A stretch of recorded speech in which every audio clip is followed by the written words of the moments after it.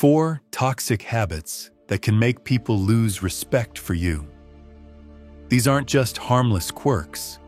They're behaviors that can seriously undermine your reputation and damage your relationships. You might be thinking, come on, everyone has bad habits. And you're right.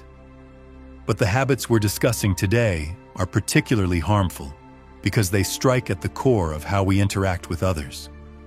They can turn a promising friendship or professional relationship sour in no time. To give this topic a personal touch, I'm going to share some of my own experiences. Trust me, I've made plenty of mistakes along the way, and I've learned a lot from them. These stories are a bit raw and honest, but I believe sharing them will help us all grow. By recognizing and overcoming these habits, we can start living a life full of dignity and respect. We'll be drawing on the teachings of Stoicism, an ancient philosophy that offers timeless advice for living a virtuous and fulfilling life. Stoicism is about more than just enduring hardships with a stiff upper lip. It's about cultivating inner peace, integrity, and resilience. So grab a cup of coffee, sit back, and let's dive in. Ready? Let's get into it. Habit. Number 1. Gossiping. Let's get real about gossiping. It's one of those habits that almost everyone indulges in, but no one wants to admit to. I used to be a huge gossip, and it took a lot of painful lessons to realize just how damaging it was. When I was in college, gossiping was practically a sport. My friends and I would sit around for hours, dissecting every little detail of other people's lives. At first, it felt harmless, even fun. It made us feel connected, like we were in on some exclusive secret. But the truth is, gossiping is a toxic habit that can destroy trust and respect. Here's a story I'm not proud of. There was this girl in our group. Let's call her Emily. She was a bit different, quirky, introverted, and didn't always fit in. One day I found out she had a crush on a guy who was, let's say, way out of her league. Instead of keeping that information to myself, I shared it with my friends. We laughed about it, and the story spread like wildfire. It wasn't long before Emily found out what we'd been saying. The look on her face when she realized her personal feelings had become a joke was heartbreaking. She stopped coming around, and eventually, she left the group entirely. At the time, I brushed it off, but deep down, I knew I'd crossed a line. The Stoics, like Epictetus, teach us to focus on our own character and not meddle in the affairs of others. When you gossip, you're not only wasting time but also poisoning the well of trust. Keep silence for the most part and speak only when you must, and then briefly. Epictetus. Gossiping erodes trust. When you engage in gossip, people start to wonder what you say about them behind their backs. It creates an environment of suspicion and betrayal. I learned this the hard way when my own words came back to haunt me. Another incident happened at my first job. I had a coworker, let's call him John, who was incredibly diligent, but a bit of a loner. One day, I found out through the grapevine that John had a pretty serious health issue. Instead of respecting his privacy, I told a few colleagues, thinking it would make for an interesting conversation. John found out, of course. He confronted me, not angrily, but with a look of deep hurt and disappointment. He told me that he had trusted me with that information, thinking I would be discreet. From that day on, our working relationship was never the same. I had lost his respect and trust, and it was entirely my fault. This experience taught me a critical lesson. Respect other people's privacy. Everyone has their battles and vulnerabilities. By turning someone's personal life into fodder for conversation, you not only disrespect them, but also reveal a lack of integrity in yourself. The Stoics believed in uplifting and constructive conversations. Instead of gossiping, focus on positive dialogue that builds people up rather than tearing them down. Remember, if someone is willing to gossip to you, they're just as likely to gossip about you. Number 2, being unreliable. Let's talk about being unreliable. This one hits home for a lot of people, and it's a habit that can seriously erode respect. Reliability is foundational to any relationship, whether personal or professional. If people can't count on you, they'll quickly lose respect for you. I've got a personal story about this. In my early 20s, I was known among my friends as the flaky one. I would make plans and then cancel at the last minute, or just not show up at all. I thought it was no big deal. Life is busy, right? But one incident really opened my eyes. A close friend of mine, Sarah, was throwing a birthday party. She had gone all out, planning for weeks, organizing every detail. I promised I'd be there. But on the day of the party, I got caught up in something else and decided not to go. I didn't even bother to let her know until hours after the event had started. When I finally called her, I could hear the disappointment in her voice. She didn't say much, but I knew I'd let her down. Our friendship was never quite the same after that. She stopped inviting me to things, and we drifted apart. Being unreliable tells people that your word means nothing. If you say you'll do something, do it. If you promise to be somewhere, be there. It's about showing that you respect other people's time and effort. Another example is from my professional life. Early in my career, I had a habit of overcommitting and under-delivering. I'd agree to take on projects and then miss deadlines, often without warning. I thought my charm and excuses would smooth things over, but my boss wasn't amused. During a performance review, she laid it out bluntly.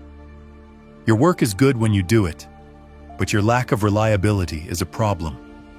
People don't know if they can count on you. It was a harsh wake-up call. Reliability isn't just about showing up. It's about consistency and integrity. When you commit to something, you're putting your reputation on the line. Every time you flake out, you chip away at the trust others have in you. So how do we fix this? First, be honest with yourself about what you can and can't do. Don't overcommit. If you make a promise, keep it. Communicate proactively if something comes up and you can't follow through. Show that you value other people's time as much as your own. By being reliable, you earn the respect and trust of those around you. It's a simple but powerful way to strengthen your relationships and build a solid reputation. Number 3, interrupting others. This one is controversial because so many people do it without even realizing it. But let's be real. Constantly interrupting others is a huge sign of disrespect. It says, what I have to say is more important than what you're saying. It's a habit that not only frustrates people, but also makes them feel undervalued and unheard. I used to be a chronic interrupter. I thought it showed enthusiasm and intelligence, but in reality, it showed a lack of respect and patience. Here's a personal story that drove this point home for me. In one of my early jobs, I was part of a team that had weekly brainstorming sessions. I was eager to impress, so I'd constantly jump in with my ideas, often cutting people off mid-sentence. I thought I was being proactive, but my coworkers saw it differently. One day, during a particularly intense meeting, my manager stopped the discussion and addressed me directly. "You need to let people finish their thoughts," she said bluntly. "You're not listening. You're just waiting for your turn to speak." I was embarrassed, but it didn't end there. After the meeting, a colleague pulled me aside and said, Do you even realize how dismissive you come across? It's like you think your ideas are the only ones that matter. That hit me hard. I didn't see myself as dismissive, but clearly that's how I was perceived.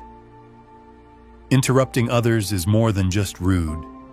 It shows a lack of self-control and respect. The Stoics valued listening and understanding over speaking.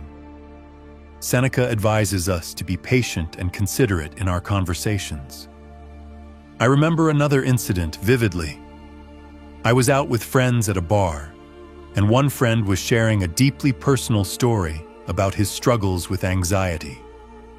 Halfway through, I jumped in with my own experience, thinking it would help him feel understood. Instead, he looked at me and said, "Can I finish?" The mood shifted instantly. What I thought was empathy came across as hijacking his moment. That night, I realized something crucial. Listening is more than just hearing words. It's about being present and allowing others to express themselves fully. By interrupting, I was undermining that process, making it about me rather than them. To break this habit, practice active listening. When someone is speaking, really listen. Don't just wait for your turn to talk. Give them the space to express their thoughts completely before you respond. It's a simple but powerful way to show respect and build stronger connections. Remember, interrupting signals that you think your words are more important than theirs. It's about valuing others' contributions and fostering an environment of mutual respect. The next time you're in a conversation, challenge yourself to truly listen. You might be surprised at how much more you learn and how much more respect you earn. Number 4, complaining. Complaining is a habit that's not only annoying but also deeply corrosive. It's one thing to vent occasionally, but constant complaining can turn you into a negative force that people want to avoid. This habit can drain your energy and the energy of those around you, leading to lost respect and damaged relationships. I used to be a chronic complainer. I thought it was a way to bond with people, to find common ground over shared grievances. But it didn't take long for me to realize how destructive this habit was. Let me share a personal story. A few years ago, I worked at a job that I found incredibly frustrating. The workload was heavy, the management was disorganized, and I felt undervalued. Instead of looking for solutions or ways to improve the situation, I complained constantly to anyone who would listen. My coworkers, my friends, even my family. They all heard about my endless grievances. At first, people were sympathetic. They'd nod and agree, offering their own complaints as a form of solidarity. But as time went on, I noticed a shift. People started avoiding me. Conversations grew shorter, and I wasn't invited to after-work hangouts as often. The final straw came when a close friend told me, "I love you, but you're becoming really negative. It's exhausting to be around you."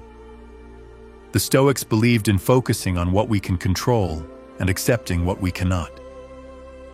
Complaining constantly keeps you fixated on the negative, which not only affects your mindset, but also how others perceive you. It's a sign that you're more focused on problems than solutions, which is not an attractive quality. Another experience that drove this home was during a group project in college. One of my teammates, let's call him Mike, was a relentless complainer. Every meeting, he'd go on about how unfair the workload was, how incompetent the professor was, and how pointless the project seemed. His negativity was contagious, and soon the entire team's morale plummeted. We were all fed up and just wanted to get the project over with, rather than putting in our best effort. Seeing this from another perspective was eye-opening. It made me realize how my own complaining had likely affected those around me in similar ways. I decided to take a different approach. I started practicing gratitude and focusing on solutions. Instead of complaining about my job, I began identifying specific issues and looking for ways to address them. If I felt undervalued, I sought feedback on how I could improve and made a case for a raise. When management was disorganized, I took the initiative to streamline processes within my control. It wasn't easy, and it didn't change overnight, but the results were significant. People noticed my shift in attitude. My relationships improved, and I started earning back the respect I'd lost. I became someone people wanted to work with and be around, rather than someone they avoided. Thank you for watching. If you found this video helpful, hit that like button, subscribe, and share it with someone who might need to hear this. Let's strive to live better, more respectful lives. Until next time, stay strong, stay stoic.